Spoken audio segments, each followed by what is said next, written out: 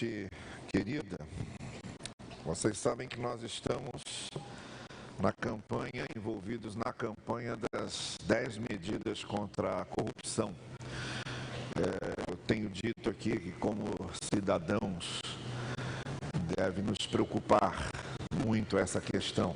Temos acompanhado aí o que está acontecendo em nosso país, e eu já disse aqui algumas vezes e repito, países hoje aí fora, onde a gente vê que as coisas são mais controladas, né? Todos eles tiveram seus momentos de muita corrupção, todos eles, mas souberam criar mecanismos para combater isso. Então nós começamos aqui na nossa igreja uma campanha para assinatura, para ajudar na campanha das 10 medidas, que é uma campanha do Ministério Público, para conseguir 1.500.000 assinaturas, para entrar com essas 10 medidas como projeto de lei. Já conseguiram quase 1.300.000. Aqui nós conseguimos mais de 800. Acho que podemos chegar a 1.000 ainda, vamos estender aqui a campanha até o próximo domingo, dia 31. Dia 31, que é o próximo domingo, que vocês estão vendo aí na telona, vamos ter aqui a presença da doutora Mônica de Ré, que é uma das promotoras envolvidas na divulgação dessa campanha e que está acompanhando toda essa questão da Lava Jato também. Ela estará aqui conosco no horário da EBD, depois do nosso culto.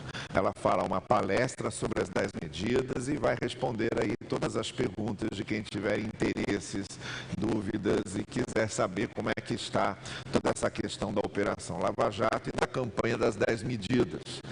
Então, acredito que será uma oportunidade muito boa, até porque a própria palavra, ela nos estimula a buscarmos a justiça. Parece que há um texto de Isaías que está aí acoplado a essa divulgação das 10 medidas, que nos lembra disso. Aquele que anda corretamente e fala o que é reto, que recusa o lucro injusto, cuja mão não aceita suborno, que tapa os ouvidos para as tramas de assassinatos e fecha os olhos para não contemplar o mal, é esse o homem que habitará nas alturas. Seu refúgio será a fortaleza das rochas, terá suprimento de pão e água não lhe faltará. Então é sobre essa justiça que resulta em tranquilidade e serenidade de consciência que nós vamos falar aqui. No próximo domingo, dia 31, então, após o culto, às 10h30 da manhã, acho que será um momento muito interessante aí para todos nós que somos cidadãos dos céus, mas também somos cidadãos aqui da terra. Olha, desde o início de janeiro, nós estamos fazendo uma série de reflexões sobre essa expressão do apóstolo Paulo na segunda carta aos Coríntios. É na fraqueza que eu sou forte. Então, estamos refletindo sobre a força na fraqueza. Isso é uma expressão que o apóstolo Paulo usa no final da segunda carta aos Coríntios, já no capítulo 12 dessa carta. E a gente, para entender bem o que é que Paulo está dizendo, a gente está seguindo algumas coisas que Paulo fala ao longo da carta. No início da carta, ele explica como é que Deus nos conforta. Nós somos fortes na fraqueza quando a gente entende como é o conforto de Deus e de que maneira Deus nos conforta. Depois, mais adiante, Paulo diz que Cristo nos conduz em vitória, Cristo nos conduz em triunfo, e a gente descobriu que forte na fraqueza é aquele que entende bem o que é que significa ser vitorioso em Cristo e o que significa ser conduzido em triunfo com Jesus. Depois, mais adiante, Paulo fala desse tesouro que habita em nós, que somos vasos de barro. A força na fraqueza está justamente em termos esse tesouro do Evangelho em nós e de que maneira Deus vai trabalhando em nós através desse tesouro que é o Evangelho. Depois, mais adiante, nós vimos que força na fraqueza é ter esperança no meio do desespero. No meio do desespero, fazer coro com os desesperados não há vantagem nenhuma. Nós somos fortes na fraqueza quando nós temos motivos para manter a nossa esperança mesmo no meio do desespero. E agora nós estamos falando sobre os capítulos 8 e 9 da segunda carta aos Coríntios, quando o apóstolo Paulo vai falar sobre os momentos de dificuldade e a importância de sabermos, nesses momentos de dificuldade, usar o dinheiro. Paulo agora está falando de dinheiro, tanto no capítulo 8 quanto no capítulo 9. O contexto disso eu já expliquei hoje pela manhã. Os cristãos de Jerusalém estavam passando fome por causa de uma grande seca que havia acontecido na Judéia. Então Paulo mobilizou os coríntios, mobilizou os macedônios. Os coríntios começaram a recolher uma oferta, mas pararam, desanimaram. Os macedônios foram até o final, fizeram uma grande coleta. E agora, quando ele escreve essa carta aos coríntios, Paulo está dizendo: olhem o exemplo dos macedônios, vejam como eles começaram isso, vejam o que eles fizeram, façam vocês também a mesma coisa. E Paulo estava indo a caminho de Jerusalém, justamente para levar essa oferta que estava sendo recolhida. Ele aproveita esse contexto, como eu disse hoje pela manhã, não para falar sobre oferta, mas o que nós temos nesses dois capítulos de Coríntios, 8 e 9, é uma verdadeira filosofia sobre o dinheiro na nossa vida. Dinheiro é uma coisa que todo mundo precisa, é uma coisa que todo mundo usa. Agora, o que Paulo faz é uma reflexão sobre o lugar que o dinheiro deve ocupar. Qual é a filosofia do uso do dinheiro, muito especialmente para aqueles que conhecem o Evangelho, que têm princípios do Evangelho na vida. A gente já viu alguma coisa hoje pela manhã no capítulo 8. Nós vamos agora para o capítulo 9, para andarmos um pouco mais adiante. Abra sua Bíblia então no capítulo 9 da segunda carta aos Coríntios. E nós vamos ver do verso 6 até o verso 15. E vamos deixar as nossas Bíblias abertas, porque eu quero destacar aí algumas outras coisas nessa filosofia do uso do dinheiro que o apóstolo Paulo está tratando nesses dois capítulos. Segundo aos Coríntios, capítulo 9, a partir do verso 6, Paulo diz assim: lembrem-se, para que em todas as coisas, em todo o tempo, tendo tudo que é necessário, vocês transbordem em toda boa obra, como está escrito: distribuiu, deu os seus bens aos necessitados, a sua justiça dura para sempre. Aquele que supre a semente ao que semeia e o pão ao que come, também lhe suprirá e multiplicará a semente e fará crescer os frutos da sua justiça. Vocês serão enriquecidos de todas as formas, para que possam ser generosos em qualquer ocasião e por nosso intermédio a sua generosidade resulte em ação de graças a Deus.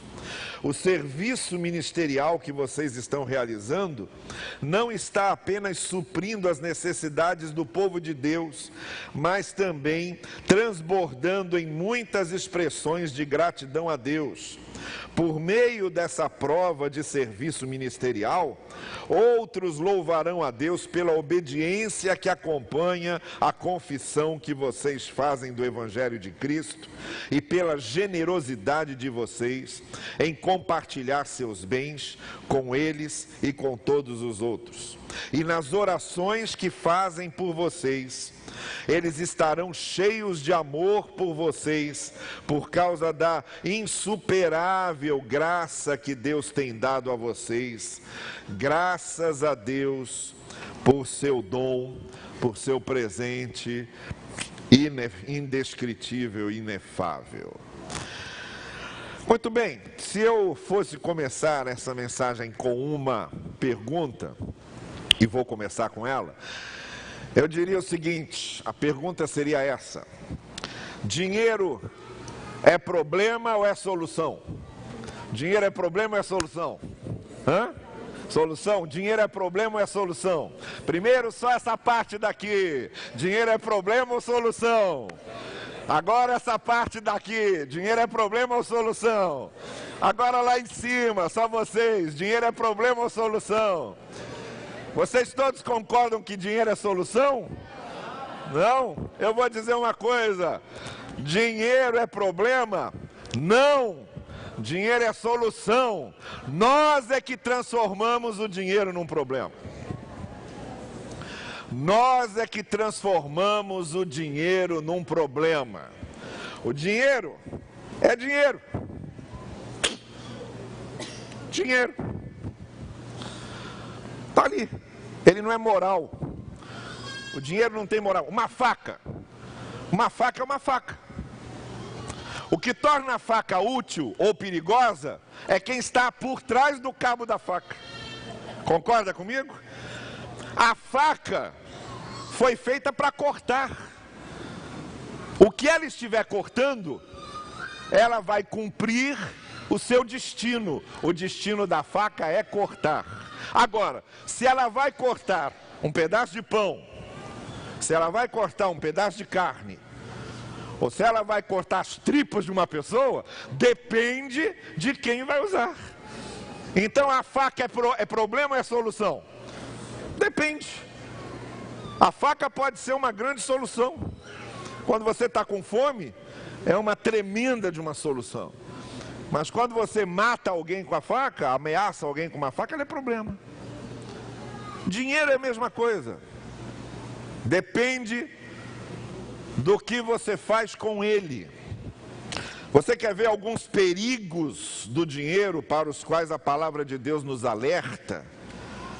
Você quer ver de que maneira a palavra de Deus é extremamente atual e contemporânea, nos alertando para os perigos do dinheiro? O primeiro perigo do dinheiro é a origem. Qual é a origem? A origem do dinheiro pode ser ruim, desonesta. Isso é um problema.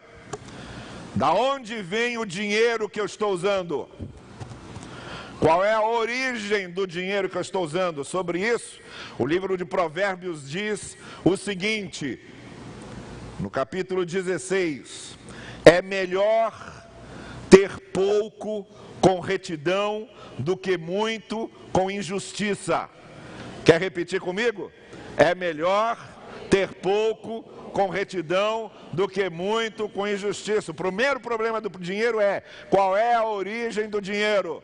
Da onde ele vem? Não adianta ter muito se a origem é desonesta.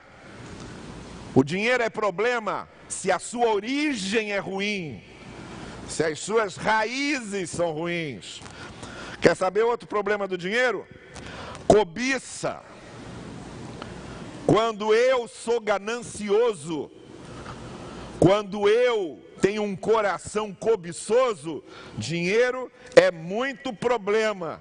O apóstolo Paulo diz isso quando estava escrevendo a Timóteo. Ele diz o seguinte: os que querem ficar ricos caem em tentação, em armadilhas e em muitos desejos descontrolados e nocivos, que levam os homens a mergulharem na ruína e na destruição. Pois o amor ao dinheiro é a raiz de todos os males. Algumas pessoas, por cobiçarem exageradamente o dinheiro, desviaram-se da fé e se atormentaram com muitos sofrimentos. E como se não bastasse, Paulo, ainda o sábio em Eclesiastes, diz o seguinte: quem ama o dinheiro jamais terá o suficiente. Quem ama as riquezas jamais ficará satisfeito com os seus rendimentos. Isso também é um absurdo, diz Eclesiastes. Então a cobiça é um problema sério, porque por causa da cobiça a gente se enrola todo e começa a fazer coisas impensáveis. Por causa da cobiça, a gente nunca está satisfeito. A gente nunca se satisfaz. Então, quando o coração é ganancioso, quando o coração é cobiçoso, dinheiro é um problema, dinheiro é um tormento, dinheiro é um pesadelo. Sabe qual é outro problema, qual é outro risco do dinheiro? Inveja. Ter inveja de quem tem mais do que nós temos. Invejar quem tem mais do que temos. Isso é um outro problema do dinheiro, foi o problema de Asaf. Asaf invejou aqueles que tinham mais do que ele. E ele diz, por causa disso, quase que eu me afastei de Deus. Quase que eu perdi a fé. Quanto a mim, diz ele no Salmo 73, os meus pés quase tropeçaram, por pouco não escorreguei, pois tive inveja dos arrogantes quando vi a prosperidade dos ímpios. Inveja é um problema sério. Ela nos domina e nos torna incapazes de nos alegrar com a vitória dos outros. E se torna um fantasma na nossa vida. Quer saber qual é outro problema do dinheiro? Avareza. Sabe a avareza? Pão duro, mão de vaca. Avareza. Avareza é outro problema. Sabe como é que o apóstolo Paulo chama avareza? No capítulo 5 de Efésios, Paulo diz que nós devemos estar certos de que nenhum imoral, impuro, ganancioso ou avarento, que é idolatria. É assim que ele chama o avarento. O avarento idolatra o dinheiro. Ele guarda, segura, porque é o Deus dele, é o bezerro de ouro dele. Padre Antônio Vieira dizia aqui, antigamente as pessoas adoravam o bezerro de ouro, hoje as pessoas adoram o ouro do bezerro. E é verdade, o avarento não quer o bezerro de ouro, o avarento quer o ouro do bezerro.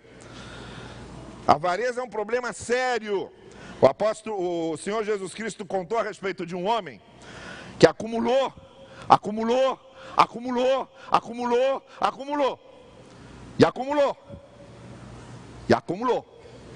Aí depois ele olhou para tudo aquilo e disse, o que farei? Vou abaixar tudo isso aqui, vou destruir tudo isso aqui e vou construir depósitos maiores para acumular mais ainda. E aí no final disso, ele ouve uma voz, que é Deus falando com ele. E quando Deus fala com ele, ele diz o seguinte, louco, você é um insano, você é um insensato. Nesta mesma noite, a sua vida será exigida. Isto quer, você vai morrer hoje. Então, quem ficará com tudo isso que você guardou? O que eu tenho ouvido de história, o que eu conheço de histórias, de gente que foi acumulando, não viveu direito, não aproveitou a vida, só trabalhava e acumulava, deixou para os filhos gastaram tudo, dilapidaram tudo, faliram com tudo. Não falta história de universidades aí com isso. Gente se sacrificando, aí deixa para os filhos, só que a geração seguinte não dá valor para aquilo. A geração seguinte não quer botar, a geração seguinte quer só tirar. E aí vai falência. E aí acaba.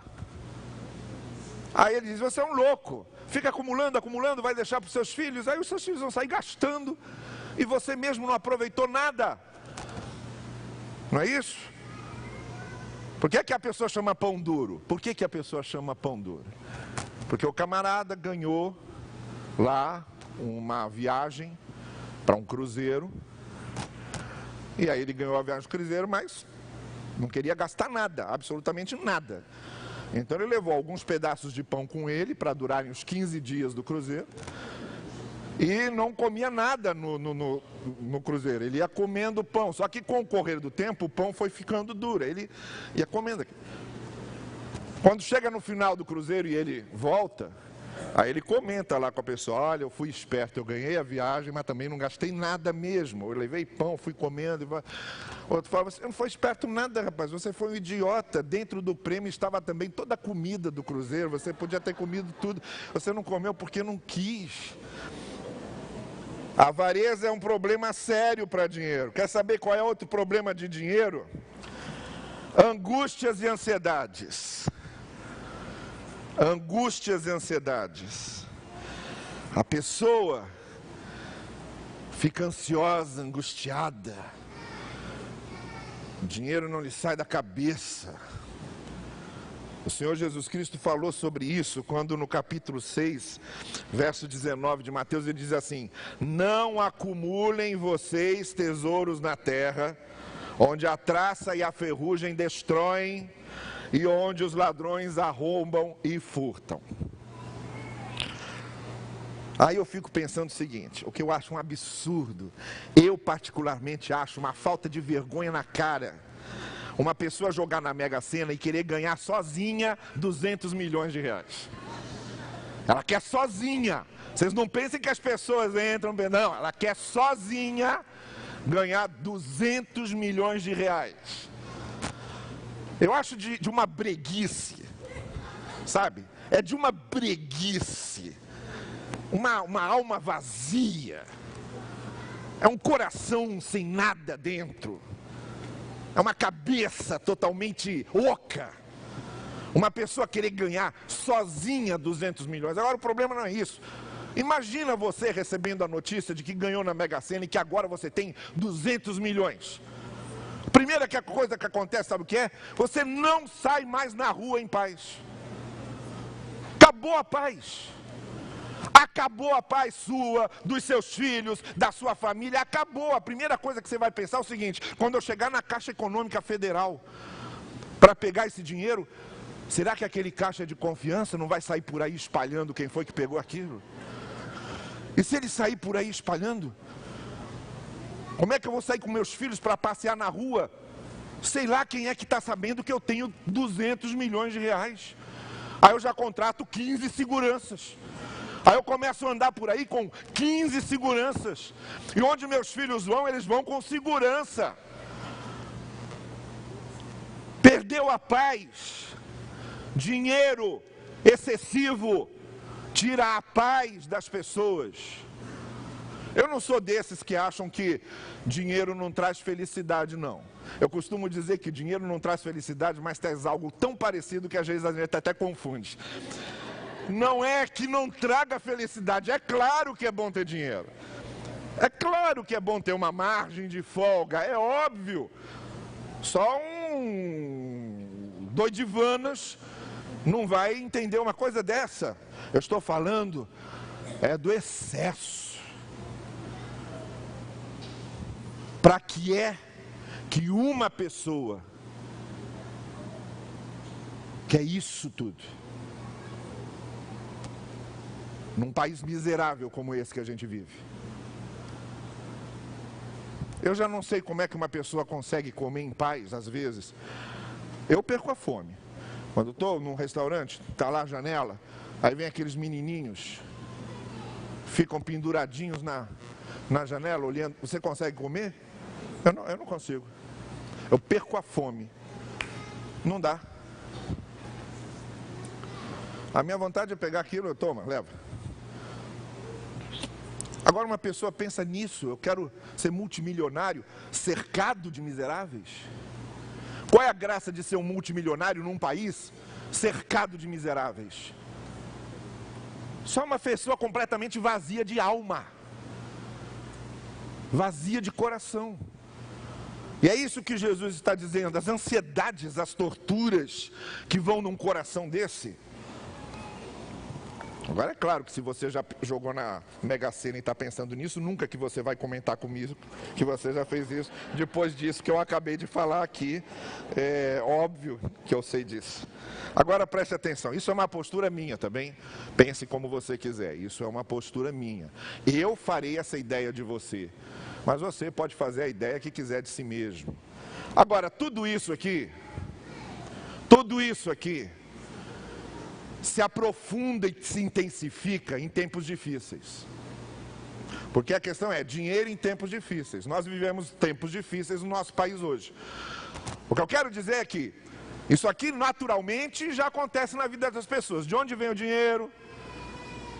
A minha cobiça, a minha inveja, a minha avareza, as minhas ansiedades, normalmente isso já acontece. Agora, em tempos de crise, essas coisas se intensificam. Quem tem cobiça em tempos de crise fica mais cobiçoso ainda. Quem é angustiado e ansioso em tempos de crise fica mais angustiado e ansioso ainda. Quem tem inveja dos outros em tempo de crise fica com mais inveja dos outros ainda. Estão entendendo o que eu estou dizendo? O problema é que isso, no contexto de crise, se torna um desastre na nossa vida. E aí o apóstolo Paulo entra nesse texto que lemos agora. O que a gente faz então? Hoje de manhã, a nossa tese foi a seguinte: eu é que sou o dono do dinheiro, não é o dinheiro que é meu dono. Eu é que digo para o dinheiro o que ele vai fazer, não é o dinheiro que me diz o que eu devo fazer. Eu é que coloco o dinheiro no bolso, não é o dinheiro que me coloca no bolso. Então, eu é que uso o dinheiro, não é o dinheiro que me usa. A partir dessa tese, o apóstolo Paulo aqui, por isso eu digo para vocês, vejam, Paulo não está falando só sobre oferta, ele construiu aqui um edifício de filosofia sobre o dinheiro. Ele construiu aqui uma ética do dinheiro na nossa vida. Então o que é que ele diz? Nesse texto que nós lemos, em tempos difíceis, quais são os princípios que ele nos ensina sobre o uso do dinheiro em tempos difíceis? O primeiro princípio que aparece nesse texto: semeie mais para colher mais. Semeie mais para colher mais. No versículo 6, ele diz exatamente isso. Lembrem-se, aquele que semeia pouco também colherá pouco, e aquele que semeia com fartura também colherá fartamente.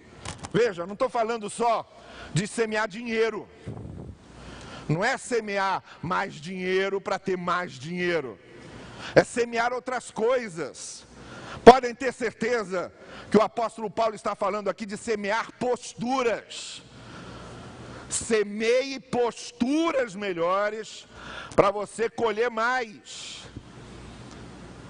Semeie pensamentos melhores para você colher mais. Isto é, estude mais. Estude mais. Quer ter um futuro onde você tenha mais possibilidade de ganhar mais, de ter bons empregos? Estude mais. Porque a nossa sociedade é um funil e está cada vez afunilando mais, em que só passa por esse funil os mais preparados. Nesse funil passam os mais preparados. Então semeie mais para colher mais, isto é, aproveite a sua juventude, a sua adolescência, por exemplo, para estudar, camarada. Para se dedicar aos estudos. Converse com adultos mais velhos, que ou não tiveram oportunidade disso, ou desprezaram as oportunidades, e vejam o que eles vão dizer a vocês.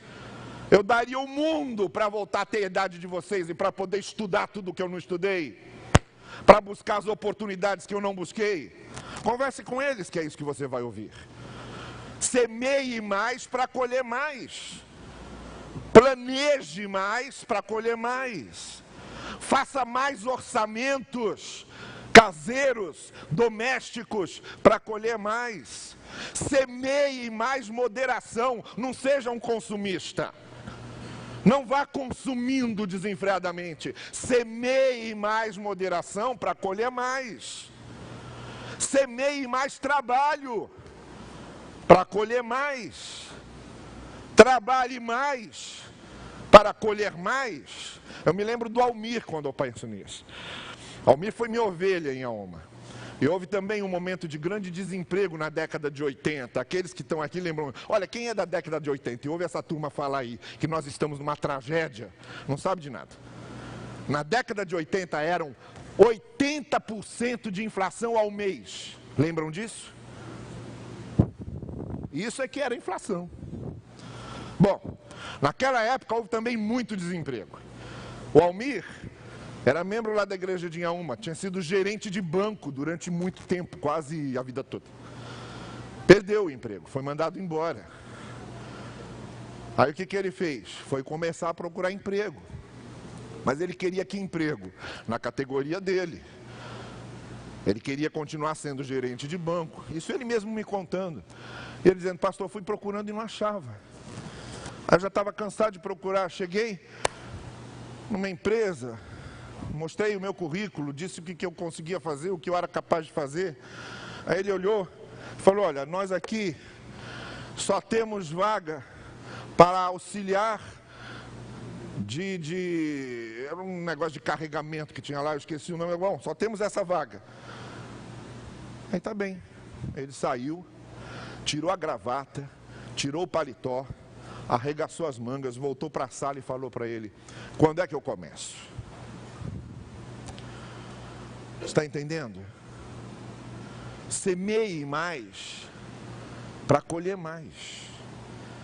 Esse é o primeiro princípio. Em tempos de crise, a gente semeia mais para colher mais. Segundo princípio, mantenha o coração dedicado à alegria das boas causas. Mantenha o coração dedicado à alegria das coisas justas, das coisas certas. Invista no que é certo.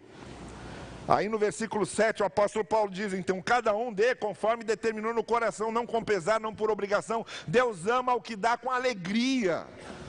Alegre-se com as causas boas. Em tempos de crise, a gente tem que desprezar a mesquinharia, as artificialidades, as superficialidades, as boçalidades dessa sociedade em que a gente vive. Tem que desprezar isso. E tem que voltar os olhos para o essencial, para as coisas essenciais, para aquelas que valem a pena, para aquelas que a gente tem orgulho de se dedicar a elas. Tenha alegria nas coisas certas. O que é que diz Eclesiastes capítulo 11? Lança teu pão sobre as águas e depois de algum tempo tu o... Nossa, vocês estão igual o camarada que começou a dizer isso. Lança teu pão sobre as águas e ainda quando for velho não se afastará dele. Lança teu pão sobre as águas e depois de um tempo tu o encontrarás de novo. Eclesiastes 11:1. É isso. As causas boas é o seguinte, a gente lança o pão aqui, lá adiante a gente vai encontrar aquilo multiplicado, tendo percorrido um percurso, abençoando muita gente. São as causas boas, são as causas certas. Terceiro, busque com prioridade aquilo que é realmente necessário. Busque aquilo realmente que é necessário. No versículo 8, Paulo diz isso. Tendo tudo que é necessário. Vocês, tendo tudo que é necessário, transbordem em toda boa obra. Deus promete nos dar o necessário. O que é que Jesus Cristo disse lá? Olhem para as aves do céu, porque Deus as alimenta. Olhem para os lírios do campo, que Deus os veste. E aí o apóstolo Paulo lá em Timóteo diz o seguinte: tendo que comer e tendo que vestir, já nos damos por satisfeito. É isso. É termos o cuidado de gastar no que é necessário de fato.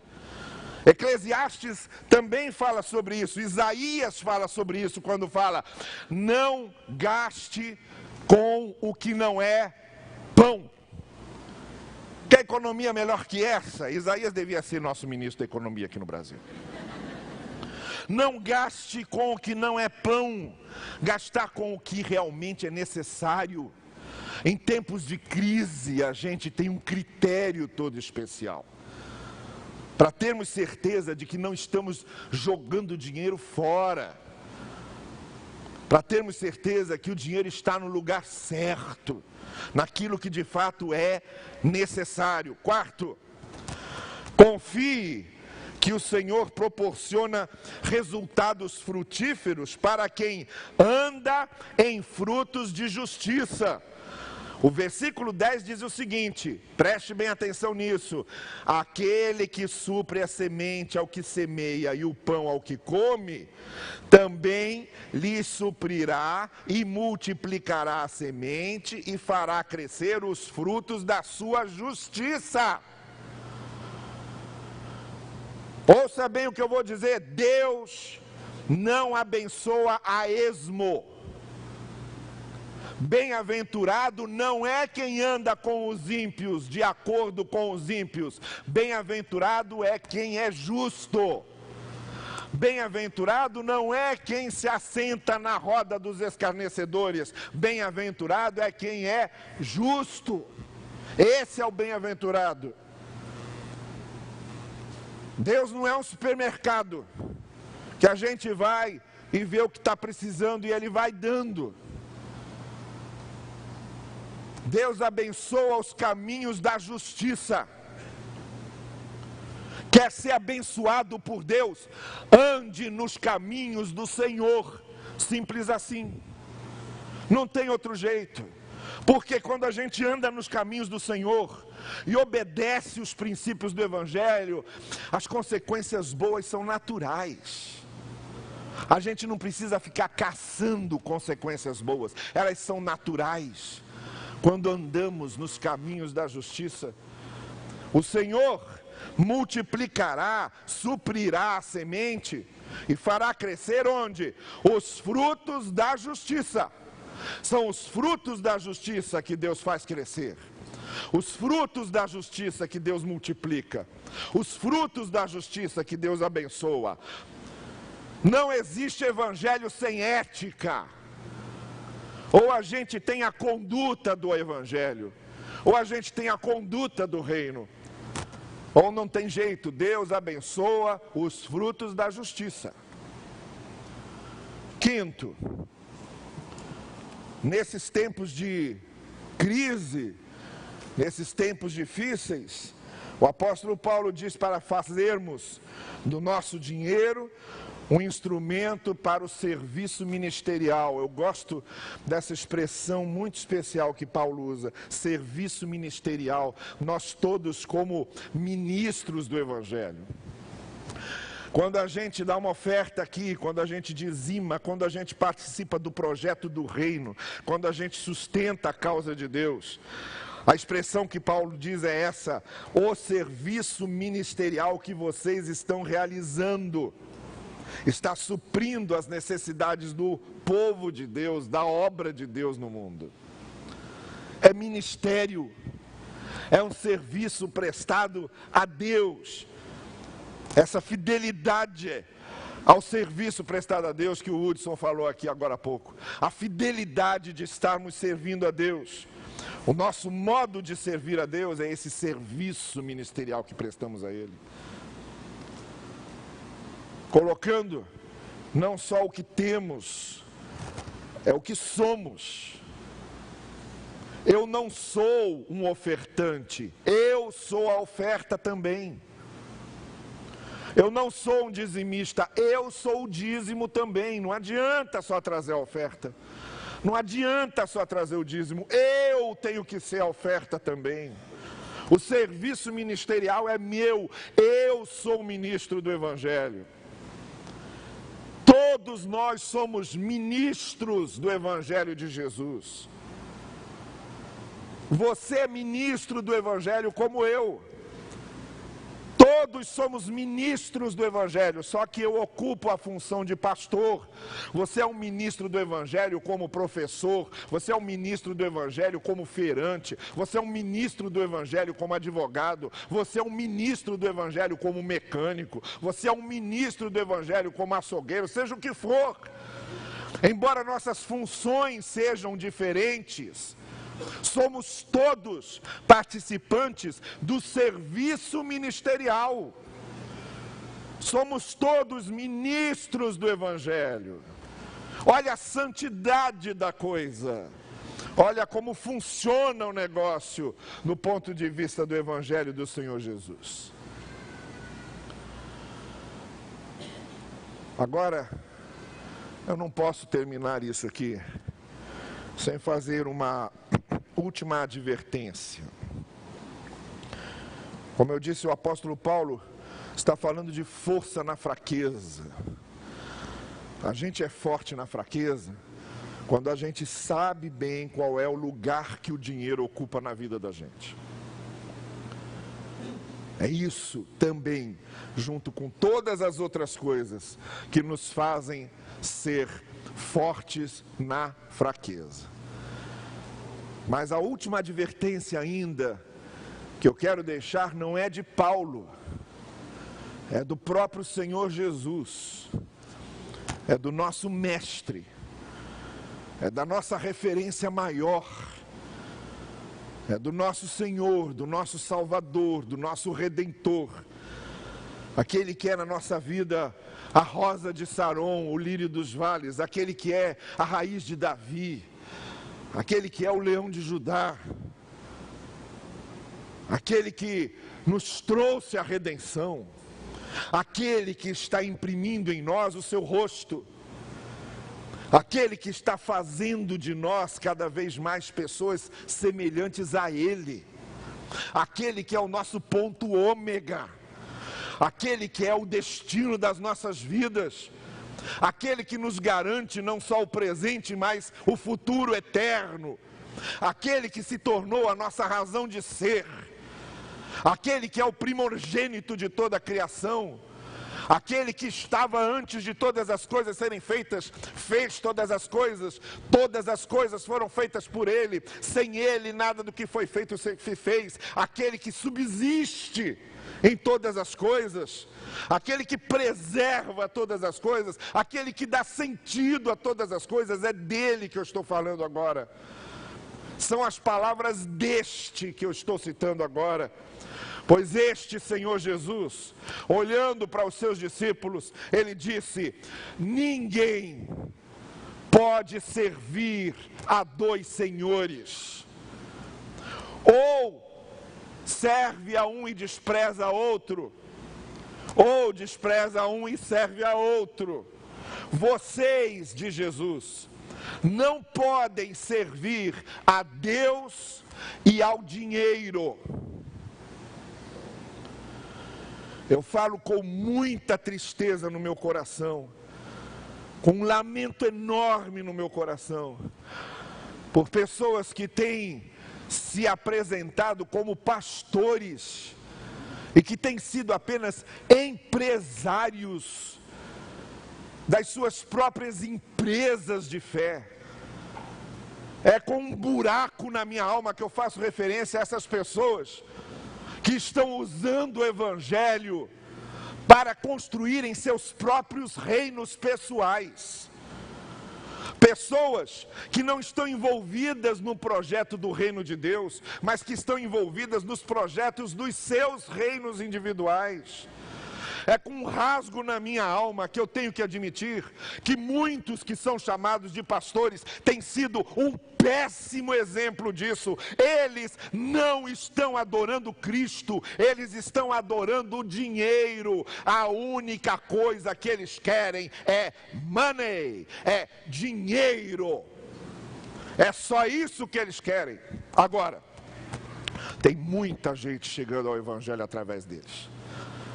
Acredito nisso de coração, porque a graça de Deus está trazendo gente para o Evangelho através deles. Mas eles darão conta. Eu fui procurado uma vez por um deles, que veio conversar comigo porque não aguentava mais o medo de morrer. Não aguentava mais o medo de morrer. Ele disse para mim: de repente eu percebi que eu vou ter que dar contas a Deus de tudo isso que eu estou fazendo. Eu disse para ele: meu filho, então abandona essa loucura. Muita gente tem se convertido através deles, mas eles são aqueles que, quando estarão diante do Senhor, dirão: Senhor, nós não curamos muitos em teu nome, nós não falamos de ti, nós não fizemos muitos prodígios em teu nome. E ouvirão Jesus dizer: eu não os conheço, nem todo o que me diz Senhor, Senhor entrará no reino, mas apenas aquele que vive de acordo com a vontade do meu Pai que está nos céus. É com rasgo na alma que eu tenho que admitir que colegas meus, pastores do Evangelho, têm se vendido a essa praga que se chama cobiça. Não estão adorando a Deus. Eles fizeram opção entre adorar a Deus e adorar o dinheiro. Eles estão adorando o dinheiro. Mas a proposta do Senhor é essa: nós não podemos ter dois senhores. No Evangelho é um Senhor só. Se o dinheiro tem sido o seu Senhor, arrependa-se. Mude essas prioridades no seu coração. Você só pode ter um Senhor, que é Jesus. Só um Senhor, que é Jesus. Ele quer ser o Senhor de tudo, inclusive do seu dinheiro. Quando Samuel foi à casa de Jessé escolher o novo rei de Israel, houve um desfile diante dele, dos seus filhos mais fortes, mais robustos, e Deus vai dizendo: esse não, esse não, esse não. Ele falou: ó, Samuel, não olhe para o externo, olhe para o coração, porque eu olho para o coração. E aí, depois do desfile, ele disse assim: tem mais algum? Ele disse: tem, o menor, o mais fraquinho, o mais franzininho, está lá cuidando das ovelhas no pasto. Então manda trazê-lo. É esse. Porque não me adianta os mais fortes e robustos, se mesmo o mais fraquinho não estiver diante de mim. Foi mais ou menos o que aconteceu com Charles Finney. Charles Finney foi um dos maiores avivamentalistas dos Estados Unidos. Mas antes de se tornar um dos maiores avivamentalistas dos Estados Unidos, ele era um cristão medíocre. Até que ele teve um sonho. Nesse sonho, Jesus apareceu a ele e disse: Finney, me dê as chaves da tua vida. Então ele pega aquele molho enorme de chaves no sonho, enorme, que ele mal conseguia carregar direito, e coloca aquele molho de chaves nas mãos de Jesus.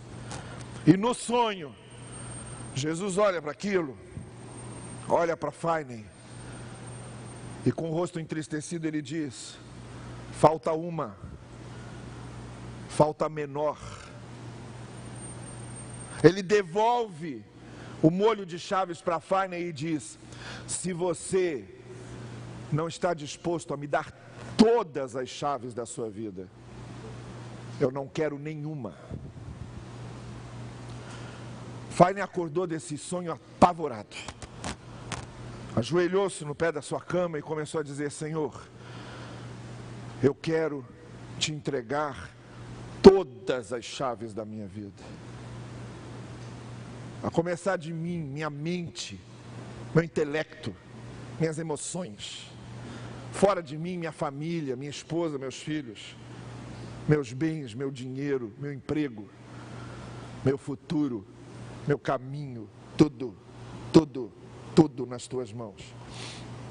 Foi aí que houve uma mudança. Foi aí que Finney se transformou num dos maiores avivamentalistas dos Estados Unidos. Porque ele resolveu entregar todas as chaves. Porque ele entendeu que ou Jesus é o Senhor de tudo, ou não é o Senhor de nada. Porque ele entendeu que nós não podemos ter dois senhores. Ele entendeu que não podemos ter o dinheiro como Senhor. O nosso Senhor é Jesus Cristo. E até o nosso dinheiro é escravo de Jesus. Nós pertencemos a Jesus. E tudo que temos pertence ao Senhor Jesus. Ou é isso, ou não será nada. Curve a sua cabeça, por favor. Quantas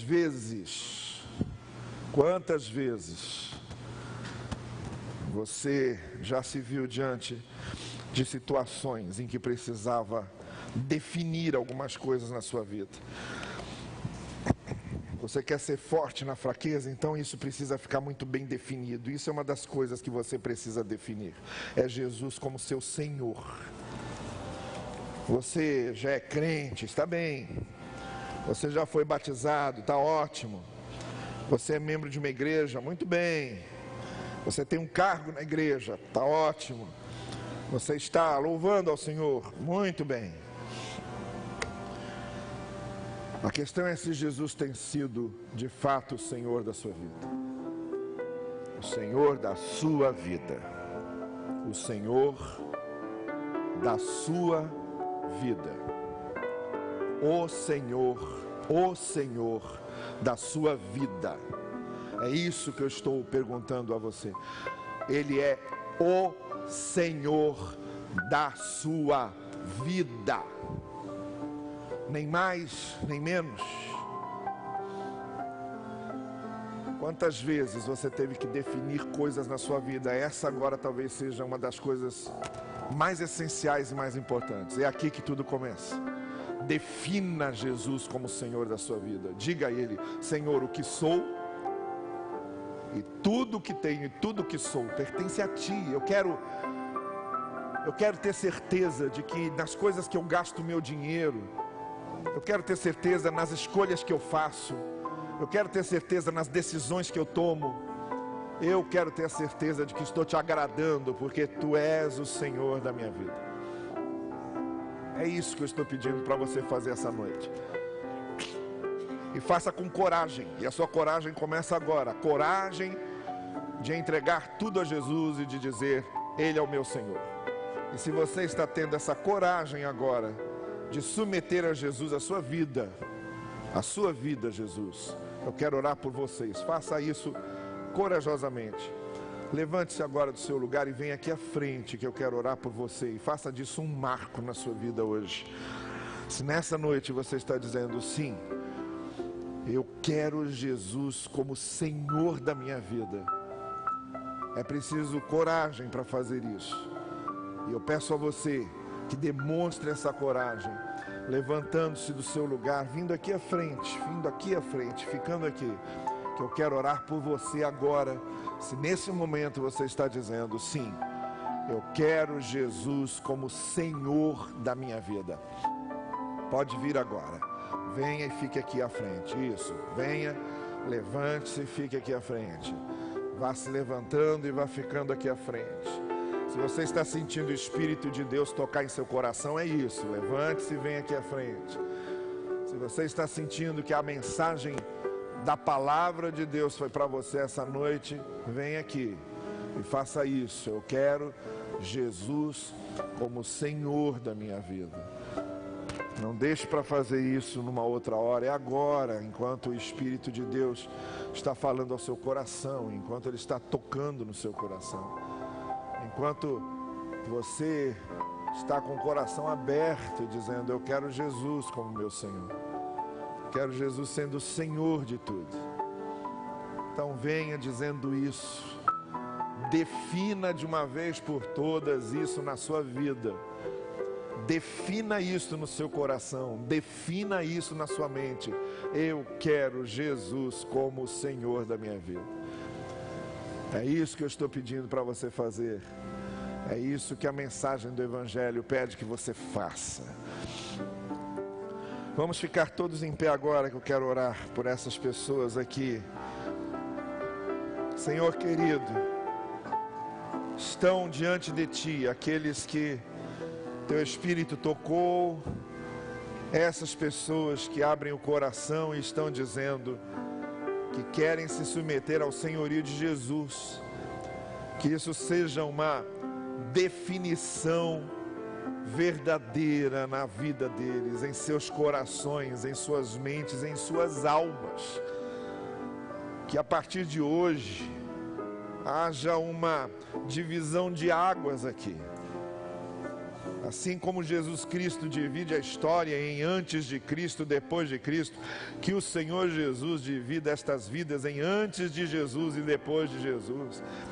E que eles voltem para os seus lugares com a certeza de que agora te pertencem, querem andar nos teus caminhos, querem obedecer a tua palavra. Confirma o desejo dos seus corações e a fé que estão expressando nesse momento, a obediência ao teu chamado, e que sejam de fato instrumentos teus para abençoar a vida de muitos outros. É o que nós pedimos no precioso nome de Jesus. Amém.